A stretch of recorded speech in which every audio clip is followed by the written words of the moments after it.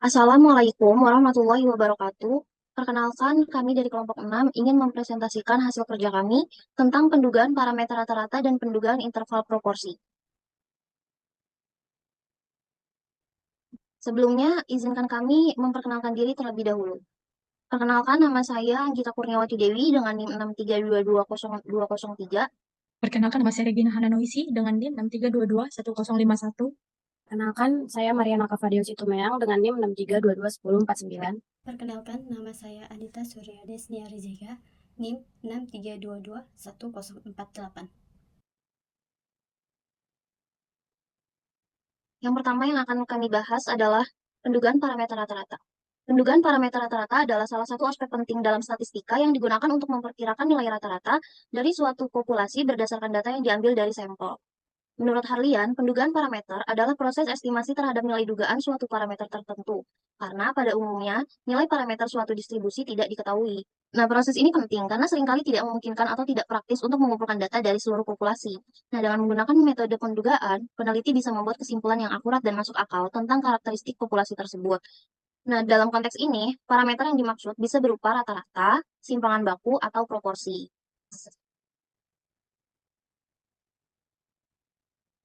Nah, pendugaan parameter ini dapat dibagi menjadi dua kategori berdasarkan ukuran sampel yang digunakan. Yang pertama, yaitu parameter dugaan rata-rata dengan sampel kecil. Dan yang kedua, parameter dugaan rata-rata dengan sampel besar. Nah, yang pertama yang akan kami bahas yaitu parameter dugaan rata-rata dengan sampel kecil. Pada sampel kecil ini, atau ketika ukuran sampel kurang dari 30, biasanya digunakan distribusi T untuk menghitung interval kepercayaan. Menurut Waluya, distribusi T digunakan ketika ukuran sampel kecil dan varians populasi tidak diketahui.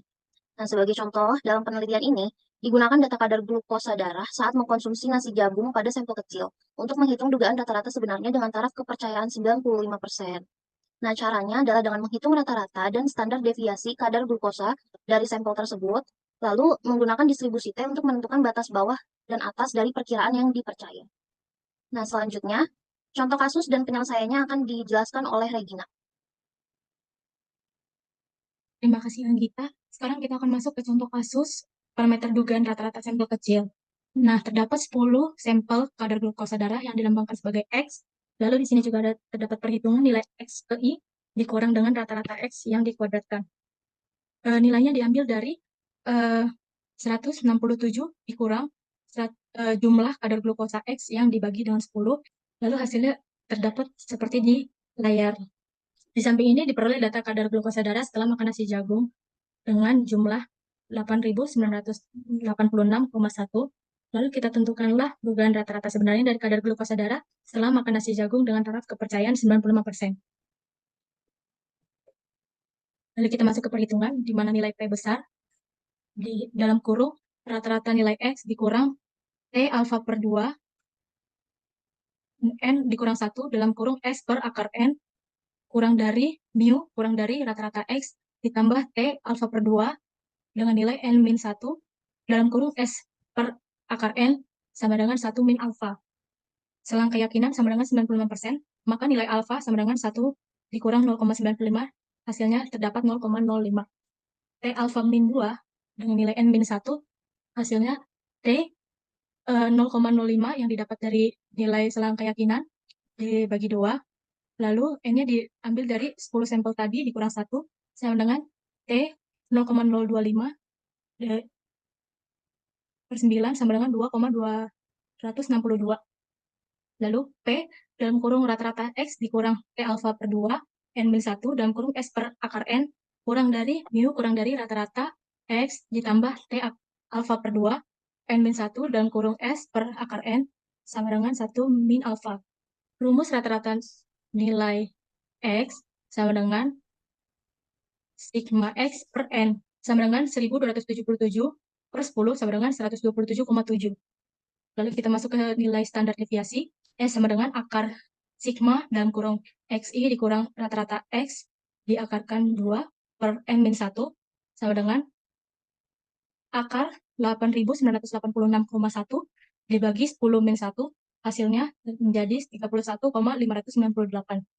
Lalu kita masukkan perhitungan P dalam kurung 127,7 dikurang 2 262 dalam kurung 31,598 dibagi akar 10 kurang dari mu kurang dari 127,7 ditambah 2,262 dalam kurung 31,598 dibagi akar 10. Hasilnya sama dengan 1,0,5. P kurung kurawal 127,7 dikurang 2,262 dalam kurung 9,992 kurang dari mu kurang dari 127,7 ditambah 2,262 dalam kurung 9,92 sama dengan 0,95. P kurung kurawal 127,7 dikurang 22,604 kurang dari mu kurang dari 127,7 ditambah 22,604 sama dengan 0,95. P kurung kurawal 105,96 kurang dari mu kurang dari 150,304 sama dengan 0,95. Maka dugaan rata-rata sebenarnya dari kadar glukosa darah setelah makan nasi jagung dengan taraf kepercayaan 95% di antara 105,96 mg per desiliter hingga 150,304 mg per desiliter. Pembahasan selanjutnya akan dijelaskan oleh Anggita Kurniawati Dewi. Oke, terima kasih Regina. Selanjutnya saya akan menjelaskan tentang parameter dugaan rata-rata dengan sampel besar. Pada sampel yang besar, kita bisa memakai distribusi normal untuk pendugaan rata-rata. Seperti yang dijelaskan oleh Harlian, penggunaan distribusi normal pada sampel besar memberikan estimasi yang lebih akurat karena hukum bilangan besar menyatakan bahwa semakin besar ukuran sampel, semakin mendekati distribusi normal hasilnya. Nah, sebagai contoh, dalam penelitian ini, digunakan data skor literasi lingkungan dari 66 siswa SMA Negeri 1 Parung dengan taraf kepercayaan 95% untuk memperoleh pendugaan rata-rata yang lebih akurat. Caranya, kita menghitung rata-rata dan simpangan baku dari skor literasi siswa, kemudian menggunakan rumus distribusi normal untuk menentukan interval kepercayaan. Nah, selanjutnya, contoh kasus dan penyelesaiannya akan dijelaskan oleh Mariana. Baik, terima kasih Anggi. Akan dilanjutkan dengan saya Mariana. Yang ada di tampilan sini adalah tabel ini merupakan data skor literasi lingkungan dari 66 siswa SMA Negeri 1 Parung. Maka kita akan menentukan dugaan rata-rata skor literasi lingkungan siswa SMA Negeri 1 Parung yang sebenarnya dengan taraf keyakinan 95%. Untuk penyelesaiannya ada di awal. Persamaan pertama menunjukkan probabilitas atau peluang bahwa selisih antara rata-rata sampel dikurangi dan ditambahkan dengan nilai Z-score dikalikan standar deviasi sampel per akar ukuran sampel berada di antara perimeter rata-rata populasi. Probabilitas ini sama dengan 1 dikurangi tingkat signifikansi.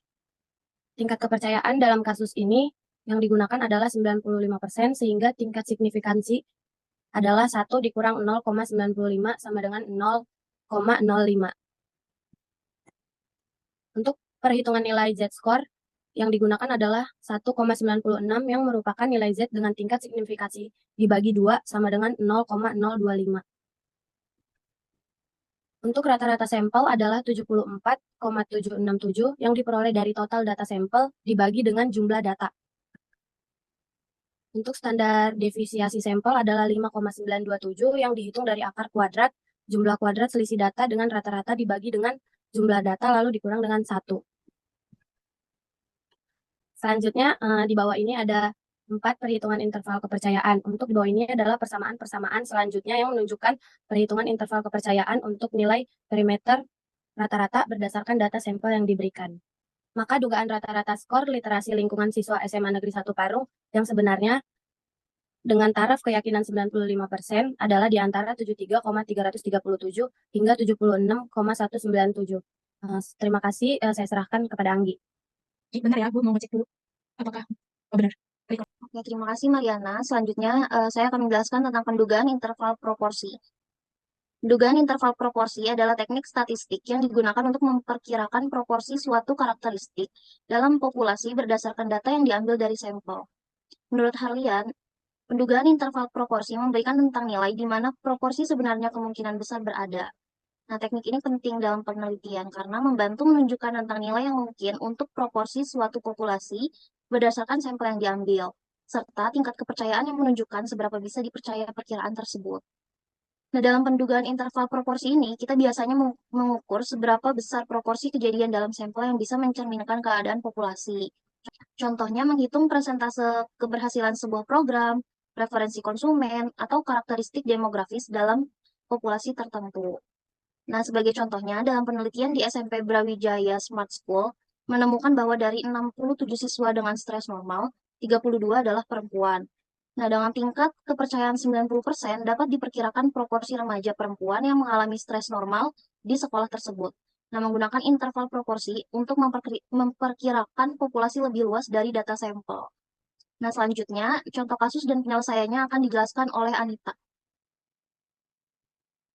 Contoh kasus dari hasil penelitian pada jurnal dengan judul Hubungan Antara Jenis Kelamin dengan Kategori Stres pada Remaja di SMP Brawijaya Smart School diperoleh bahwa dari 67 responden yang memiliki stres kategori normal, 30 diantaranya adalah perempuan. Sumber https://journal.ons.ac.id SSE artikel view 69257-40522. Tentukan pendugaan proporsi yang sebenarnya untuk remaja perempuan yang stres normal di SMP Brawijaya Smart School dengan taraf keyakinan 90%. Penyelesaian diketahui N sama dengan 67, X sama dengan 32. Jawab, P sigma P kurang Z A per 2, buka kurung, akar P, buka kurung 1, kurang P, tutup kurung, per N, tutup kurung, kurang P, kurang dari P, tambah Z A per 2. Buka kurung, akar P, 1 kurang P, per N, tutup kurung, sigma, sama dengan 1 kurang A. Z A per 2 sama dengan Z 0,1 per 2 sama dengan Z 0,05 sama dengan 1,645. P sama dengan 32 per 67 sama dengan 0,478. P sigma 0,478 kurang 1,645 buka kurung akar 0,478 buka kurung 1 kurang 0,478 per 67 tutup kurang dari P kurang dari 0,478 tambah 1,645 buka kurung akar 0,478 buka kurung 1,0,478 tutup kurung per 67 tutup kurung sigma sama dengan 1 kurang 0,1. P sigma 0,478,1,645 buka kurung 0,061 tutup kurung kurang dari P kurang dari 0,478 tambah 1,645 buka kurung 0,061 tutup kurung sigma sama dengan 0,90. P sigma 0,478 kurang 0,100 kurang dari P kurang dari 0,478 tambah 0,1 100 0, sama dengan 0,90. P sigma 0,378 kurang dari P kurang dari 0,578 sama dengan 0,90. Maka dugaan proporsi sebenarnya untuk remaja perempuan yang stres normal di SMP Brawijaya Smart School dengan taraf keyakinan 90% adalah di antara 37,8% hingga 57,8%. Pendugaan parameter rata-rata dan pendugaan interval proporsi adalah cara yang penting untuk memperkirakan rata-rata dan proporsi suatu populasi berdasarkan data sampel. Nah, pada parameter rata-rata sampel kecil, distribusi T dapat memberikan rentang estimasi yang baik untuk rata-rata. Sementara pada parameter rata-rata sampel besar, distribusi normal meningkatkan ketepatan hasil.